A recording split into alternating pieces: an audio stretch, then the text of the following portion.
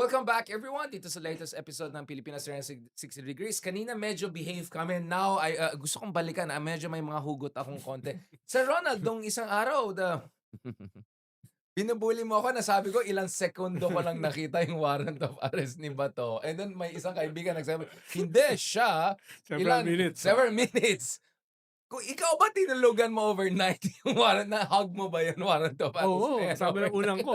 Na Wala kami sa lolo mo. at napanaginipan ko pa. Si Bato. Si Bato. Sabi ko, tingnan mo itong dalawang ito. Hindi. Totoo naman kasi talaga si Ronald kasi tanong na tanong si Ami. O ano nandun? Sino pa na dyan? Hindi. Tapos ikaw, dinidemonstrate mo pa paano siguro nakita ni Richard yung document. And then talaga sabi ko, binabuli talaga ako ni Sir Ronald. Kung ikaw, ilang oras mo nakita, sana ikaw na lang Hindi ipina-interview. kita binubuli. I was just making fun of the moment. No, you're bullying. Tapos mamaya, ang topic namin, si Trump, tapos may sinabi ako McKinley, gano'n, ay hindi mo pwedeng gawin ako yung McKinley. Of course, hindi mo pwedeng gawin yung McKinley kasi wala pang mga matinong warships. But anyway, Sir Ronald, balikan natin. So in the previous episode, we were talking about the need for an end game by the president. The people who look at the glass half full would say, ikaw, Ronald, all of you people, ang dami yung kuda. At the end of the day, this was the president who made sure that Digong will probably spend the rest of his life most likely in detention there. Talo ng talo lahat ng mga kanilang appeal sa ICC. Kiboloy was canned. You know, many big developments happened last year, including, of course, some of his even key allies lost their position. So parang one side of the argument is that baka you guys are not giving enough credit to the guy because you don't appreciate na parang mas suabe ang gusto niyang approach. But your argument is that there's time to be suabe, there's time to be talagang bardagulan. Is that your point? Because I want to really discuss here what is at stake if Sara Duterte returns. Because Sir Ronald, to be honest, I'm talking to people from different sectors and all.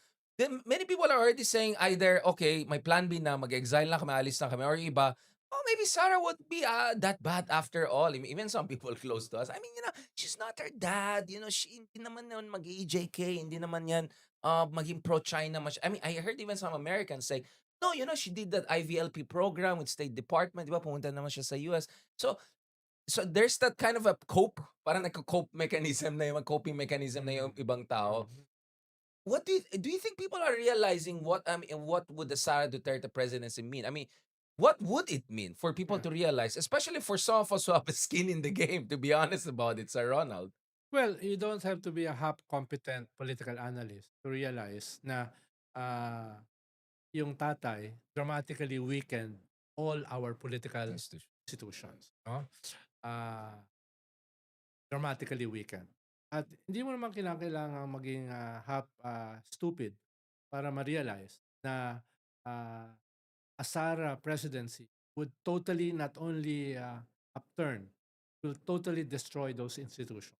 Yung whatever is left of those institutions, Yes, just to be whatever clear, is left of those weakened institutions.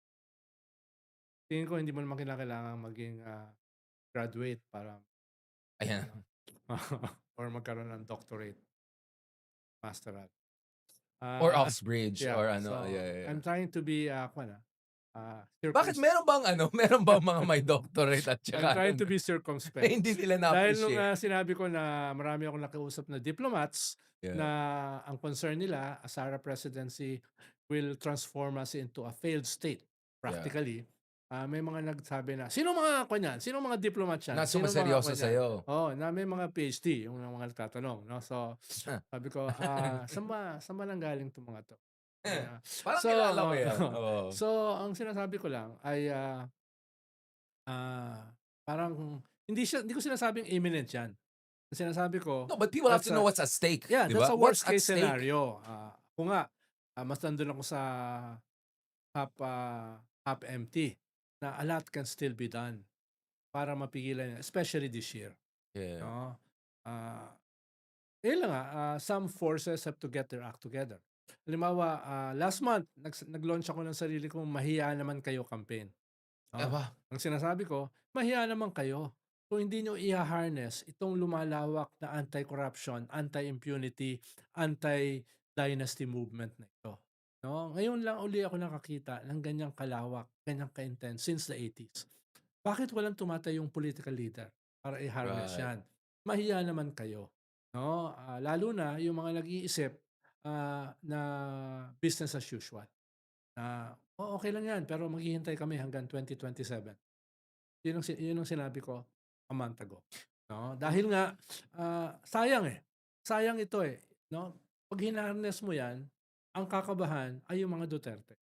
Pag hinarness mo yan at dalin mo yan sa logical conclusion, sila yung kakabahan. Sila yung dapat magpanic. No? Tingnan mo, may impeachment, may plunder, may ICC, Yeah. no, etc. Yung toolkits mo, yeah. Bakit kayo magpapanik? Yeah. No? Ang dami pang toolkit. Unless hindi kayo seryoso. No? Yun ang sinasabi ko. Doon ako sa half empty. Yeah, again, Sir Ronald, this was not a question of it was not a probabilistic it was a question of I want people to realize what would Sara Duterte presidency mean for people to realize what is at stake. Yeah. Kasi sabi nung ibang tao, nagsa-stress lang naman kayo dyan. It's just gonna be a variation on the theme. We have some friends saying, lahat naman sila oligarchs or dynasties. I think some of our good friends, literally good friends, don't realize Sara Duterte presidency mean probably wala na tayong podcast. Well, yeah. Nasa exile na tayo Yeah, lahat. oo. Pero alam mo ba, yung mga nagtatanong na ganyan na, hindi naman yung mangyayari. Eh. Ano. Tingin ko, hindi lang sila nakatira sa kuweba. Nakatira sila sa isang kuweba sa ilalim ng dagat. Dagat din. No? From, Doon, ano, like, perhaps sa Poseidon ang ano Mindanao nila. Deep, no? Nandun sila, Yeah. no? So, kaya nga, inuulit ko ay kung mangyayari yan, no? It's going to be the worst of the worst. And, no? okay, the Kung other nagpapatay sila ng 35,000 during the term of the father, mas matindi ito. At this time, it will be a political tokhang. It will be a Yeah. political tokhang. file cases, right? Hindi lang ito Harassment, anti-crime. At yung sinasabi na half-jokingly ni Digong na, ano bang masama na maging probinsya tayo ng China? Dito, magiging probinsya talaga tayo ng China. No? Ano bang Under their masama watch. na maging probinsya tayo ng China? Ayun lang, baka kasi, Baka, yun na, kasi Trump na lang, alam, probinsya tayo ni Trump ngayon. ang problema lang, pag naging probinsya tayo ng China, baka ang magka-problema yung China. Actually, I'm worried for Imagine what they will do with 120 million Yeah, they don't- Filipinos. yeah. No? Tsaka ma-reverse lahat ng indicators of Oo, development oo. nila. Like, Tapos baka maging head of state pa noon. At least executive secretary si Harry Roque. ayun. No, so, spokesman. Hindi na Communist spokesman. Party- ay, Hindi na. Baka Spokesman of governor, hindi. baka Governor. Secretary of Justice, no? Yung executive secretary, no? So, Si Zaldi, maging Mm. DPWH secretary. Magaling yes. magaling sa infrastructure. Magaling. So, yun ang oo. cabinet, no? DPWH Secretary Zaldi Oo. ko, Harry Roque Justice Secretary, si Malu, baka ano, no? Spokesman, presidential Yes. spokesman. Kaya baka kabahan yung China pag Tapos na-realize Jimmy nila, Bondoc, no, what they're taking ombudsman. over. No? Parang, Mm. it looks like sinong foreign secretary nila? Ano? Si Guan. Baka si Sasot. Ay, oo. Si G, si Mm. Attorney G, yung Mm. nagmamahal sa atin, parati tayong binubuli. Hindi ko siya kilala eh. Ano mo sinasabi tungkol sa atin? Ayan, okay. Sorry Ayan. hindi ko binomonitor yan eh. Yung mga ganyan. Hindi mo nakita ko, nagre-react ka nga nung ano Hindi ko nga sino yung Attorney G. Yung Attorney G na sinasabi, ba't may ambassador na nakipag-usap sa'yo, hindi ka naman graduate?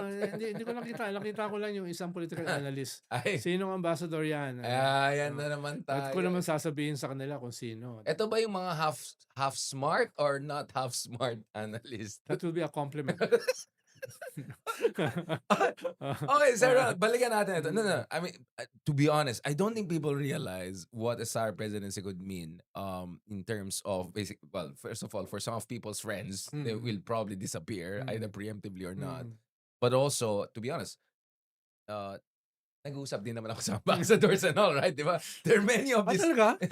Hindi lang ambassadors, sa mga prime ministers and defense ministers. No, their idea is that, okay, we're signing all of these agreements, you're asking us to invest. Kasi, di ba, ang point natin, hindi pwede military lang, mag-invest kayo, semiconductors, infrastructure.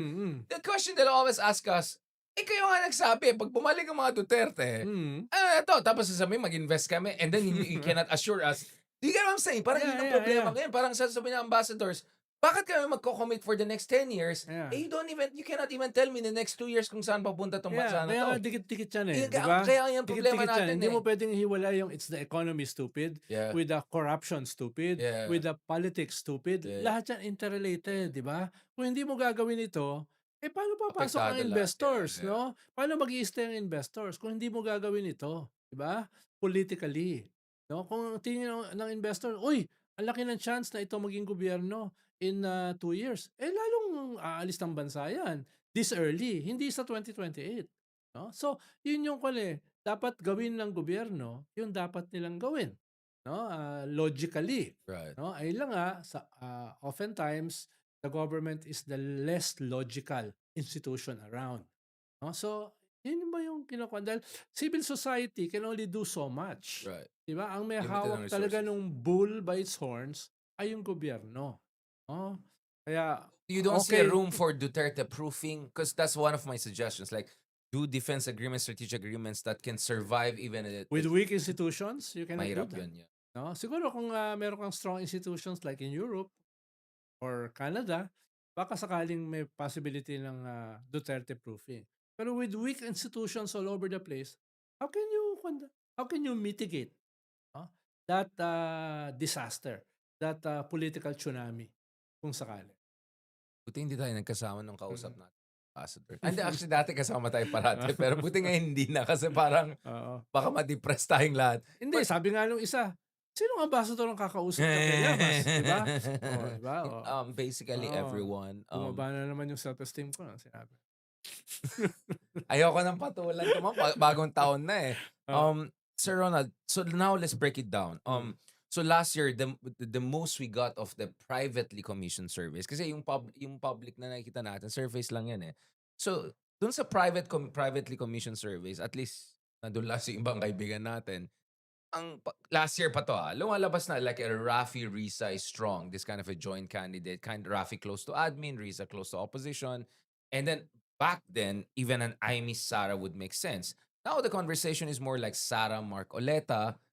And then if you're saying Rafi is not in the game, then automatically the next question is Lenny in the game? And if Lenny is not in the game, then automatically that pushes Bam, Kiko, and Risa into the front of discussion. Not to mention you have the dark horse people like General Torre, who could potentially appeal also. I know, of course, well, I think mas persona non grata pa siya sa akin ngayon sa Mindanao because of yung panghuli kay Digong. Which makes me wonder, parang ang layo naman ng ano namin. But nevertheless, he has Mindanao roots. He can speak, I think, Waray, Ilonggo, Bisaya. Like, he still has some roots there. Potentially, of all of these top contenders, he could be someone who could be competitive in some of these areas that perhaps some of the more Luzon-based candidates cannot be. So he could be either the VP or part of that conversation. So i-break down natin, Sir Ronald. Like, obviously, daming variables. There are 1,000 variables here. But we both know there are conversations already going on. Taipans are already meeting some of these candidates. We know that for a fact, right? So even the Taipans are looking at saan tayo mag-invest, sino mga potential. So the ship is already sailing. So can you granularly break down ano yung mga permutations here and what are the pros and cons of these permutations? I know it's very executive summary. I mean, we can go on forever about this.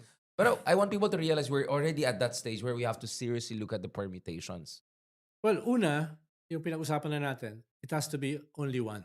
Right. No? It has to be only one. Ayokong i-preempt yung processes na Yeah, of dinadaanan course. ng I different understand. groups. Ang sinasabi ko lang, may processes na dinadaan. At dapat may No? process At na yan. dapat isa lang yan.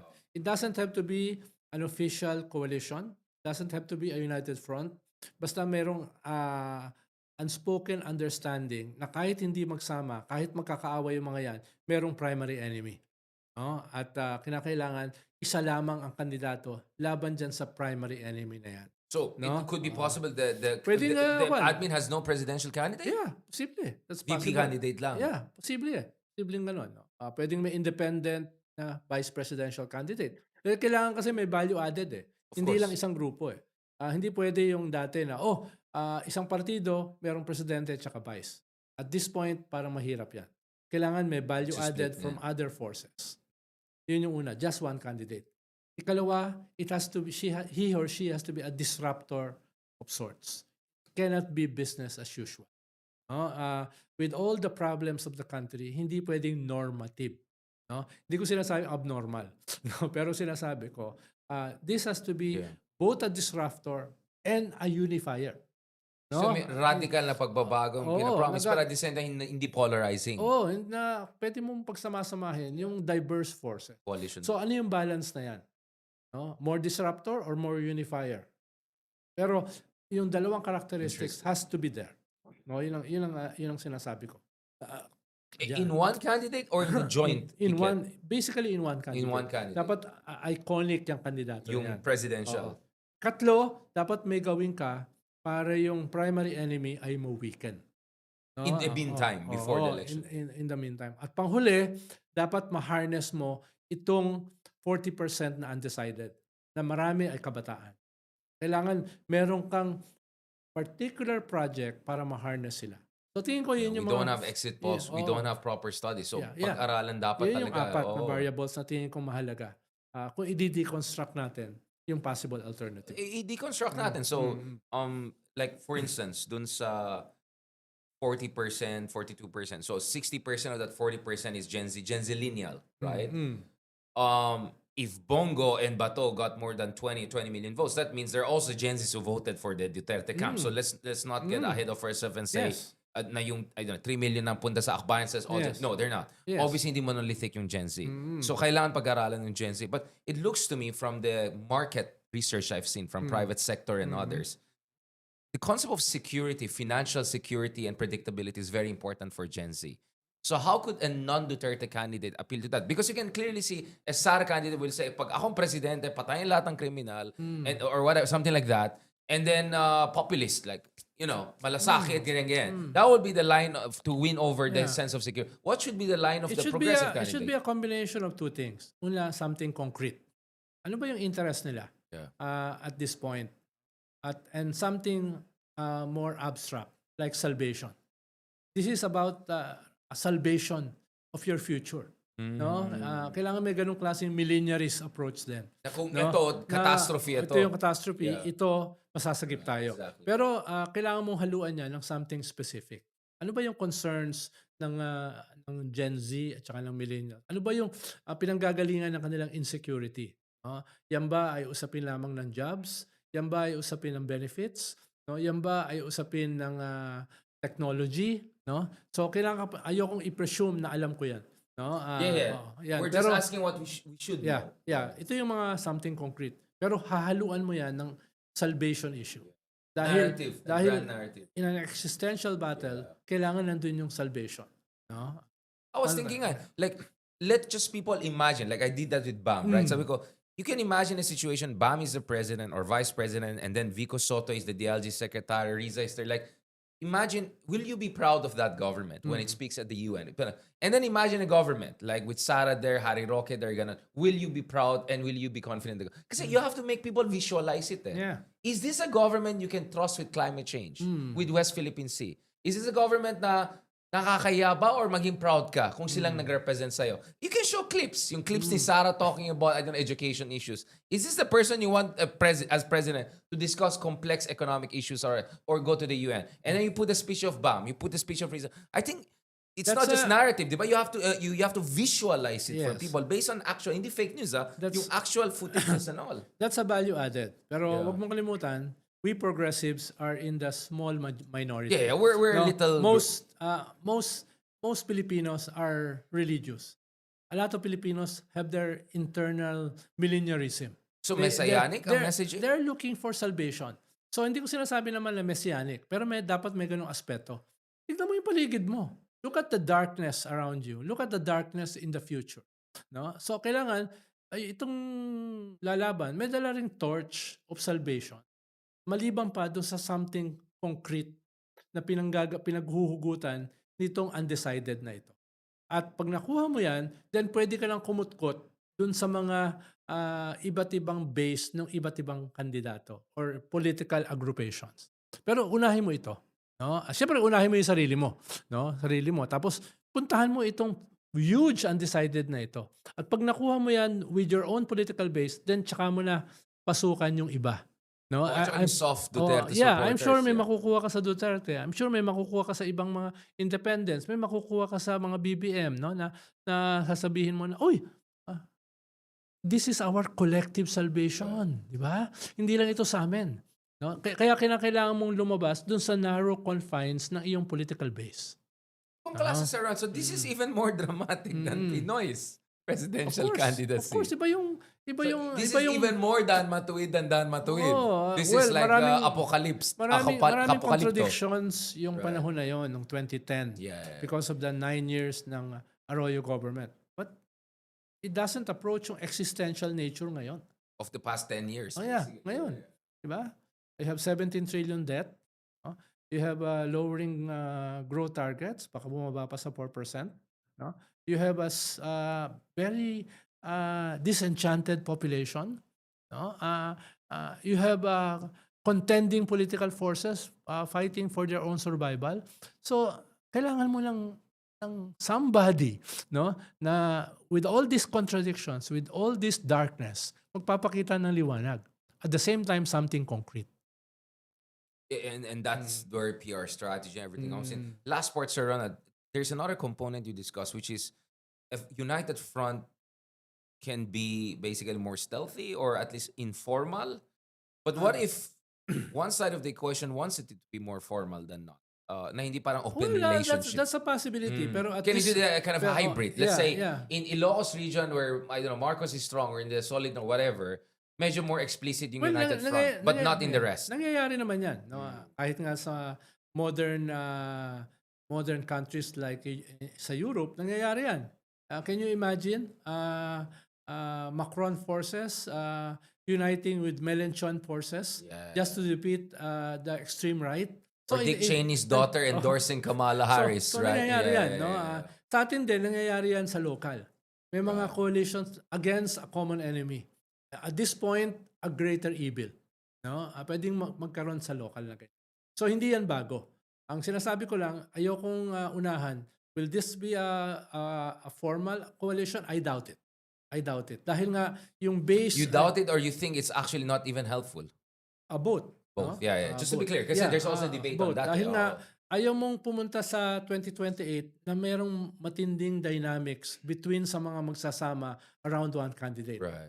Nilelesen mo yung tensions. No? You're adding unnecessary stress to the basis. Yes. So you can do, medyo i-massage mo lang, parang spectral, kumbaga. May pagkano. Ginagawa lang naman natin dito sa episode mo, indicative.